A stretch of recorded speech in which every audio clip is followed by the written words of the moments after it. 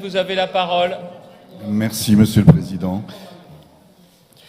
Début juin, plus d'une centaine de clandestins venus de Grande-Synthe ont été accueillis dans le foyer Adoma de Liancourt.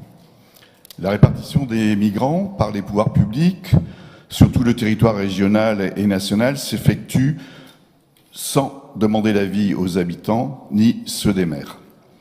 Ce thème récurrent peut paraître anxiogène, mais il mérite peut-être d'être regardé par le petit trou de la lorgnette.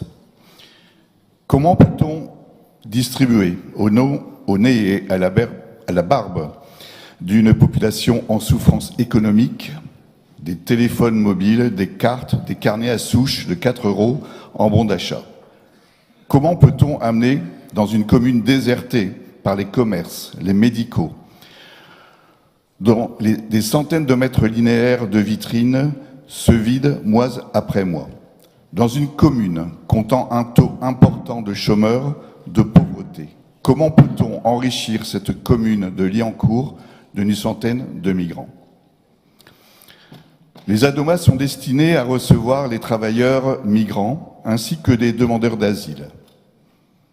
Il y a là un détournement de l'objet pour des manques de moyens. J'y ai rencontré, il y a plus de 2 ans, des réfugiés politiques syriens, accompagnés de leurs traducteurs.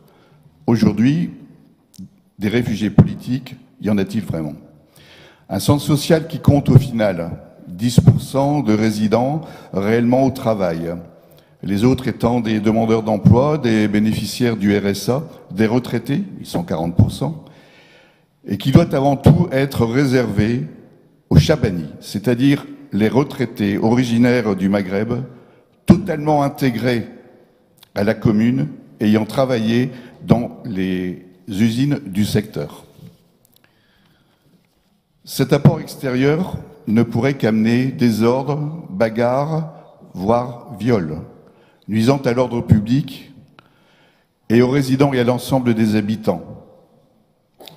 Même cause, mêmes effets, par exemple, à Neudonchel, dans le Pas-de-Calais, où l'ancien EHPAD a été réquisitionné dans ce village de 150 habitants, qui aujourd'hui sont troublés dans leur sommeil par des résidents, des individus ayant la permission de sortir la nuit, pas le jour par contre.